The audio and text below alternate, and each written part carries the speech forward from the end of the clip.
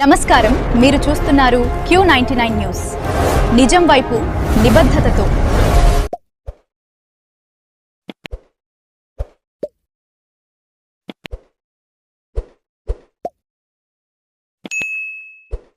ఒక మనిషి దేశపు విధినే మార్చేశాడు. అతనే లేకపోతే మనకి ఈ హక్కులు ఎక్కడివి? ఇవాళ డాక్టర్ బిఆర్ అంబేద్కర్ గారి జయంతి. భారత రాజ్యాంగ నిర్మాత, సమాజానికి ప్రతీక. కష్టాల్లో పుట్టి చరిత్ర పుటల్లో నిలిచిపోయిన మహానుభావుడు డాక్టర్ బిఆర్ అంబేద్కర్. అసలు ఆయన ఎదుర్కొన్నటువంటి అవమానాల కోసం మీకు తెలుసా?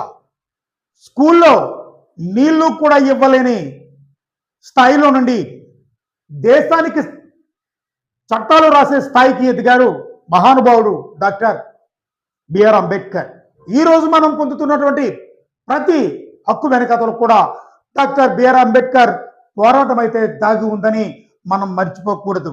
అందుకే మీరు కూడా చెప్పండి గర్వంగా, జై భీమ్ అని.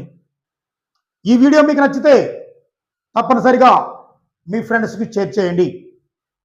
ఇలాంటి లేటెస్ట్ న్యూస్ అప్డేట్ కోసం వెంటనే మన Q99 న్యూస్ ఛానల్ని సబ్స్క్రైబ్ చేయండి.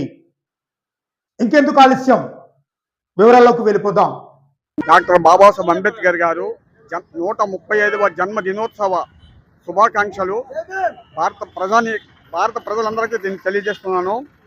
ఈ దేశంలో ఎందరో మహనీయులు పుట్టారు, కానీ బాబాసాహెబ్ అంబేద్కర్ గారు ఒక్కరు మాత్రమే ఈ దేశంలో ఉన్నటువంటి దళితుల కోసం, మహిళల కోసం, బహుజనుల కోసం, అన్ని వర్గాల కోసం, హక్కుల కోసం పోరాటం చేసిన మహోన్నత వ్యక్తి, మేధావి, తత్వవేత్త, తార్కికవాది. ఆయన మేధా సంపత్తి యావత్ ప్రపంచంలో అన్ని దేశాలు గుర్తించాయి. ఈరోజు యుఎన్ఓ కానీ మొత్తం ప్రపంచ దేశాల్లో 195 దేశాల్లో ఆయన తాలూకా జన్మదినోత్సవాలు చేస్తున్నారంటే చాలా గర్వించదగ్గ విషయం. ఆయన పుట్టిన కులంలో నేను పుట్టడానికి నేను చాలా ఆనందిస్తున్నాను, చాలా గర్వపడుతున్నాను. ఆయన మేధా సంపత్తికి సమానమైనటువంటి ఒక మేధావి ఈ రోజుకు పుట్టలేదు, పుట్టి ఉండలేదు, పుట్టరేమో అని నేను ఈ రోజు కూడా ఆలోచిస్తున్నాను.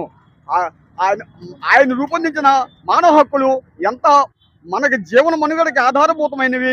ఆర్టికల్ 14 మనిషి సమానత్వాన్ని కల్పించింది. ఆర్టికల్ 21 జీవించే హక్కుని కల్పించింది. అలాగే ఆర్టికల్ 25 మత స్వేచ్ఛను కల్పించింది. 26 కూడా మతాన్ని ఇష్టం వచ్చినట్టు ప్రచారం చేసుకోవచ్చు. ఆర్టికల్ 27 ప్రకారంగా చూసుకుంటే ఎవరు ఇష్టం వచ్చిన మతాన్ని వాళ్ళు స్వార్థ చెప్పుకునే అవకాశాలు కూడా కల్పించింది. ఆర్టికల్ 28 కూడా అలాగే ఈ భారత రాజ్యాంగంలో ఉంటున్న సెక్యూర్ తత్వాన్ని ఆర్టికల్ 25 కానీ, 26 కానీ, 27 కానీ, 28 కానీ కల్పిస్తే ఈరోజు మతపరంగా విచ్ఛిన్నం చేసి కొన్ని వర్గాల్ని, దళితుల్ని క్రైస్తవ మతంలోకి వెళ్తే రిజర్వేషన్ తీసేస్తామని ఒక విధంగా ఏదో రూపంలో కులశిక్ష పడుతున్నారు, మత శిక్ష పడుతున్నారు. అది ఉండకూడదు. భారత రాజ్యాంగబద్ధంగా నడవాలి. అంతా ఇండియన్ కాన్స్టిట్యూషన్ ఖచ్చితంగా గవర్నమెంట్ ఫాలో అవ్వాలి. జై భీమ్, జై భారత్, జై హింద్. అది భారత రాజ్యాంగం హక్కు మనకి బాబాసాహెబ్ అంబేద్కర్ కల్పించారు. దీనికి అంబేద్కర్ జయంతి శుభాకాంక్షలు. ఎందుకంటే ఈరోజు అందరికీ కూడా ఒక పండగ వాతావరణం అనే సందర్భంగా తెలియజేసుకుంటున్నాం. ఎందుకంటే మనకి రాజ్యాంగం అయినా తీసుకుంటే అన్ని హక్కులు కూడా మనం ఈరోజు డిగ్నిఫైడ్గా ఉంటున్నాం అంటే అది ఒక చదువు వల్ల సాధ్యం అవుతుందని బాబాసాహెబ్ అంబేద్కర్ మనకు రుజువు చేసి చూపించారు.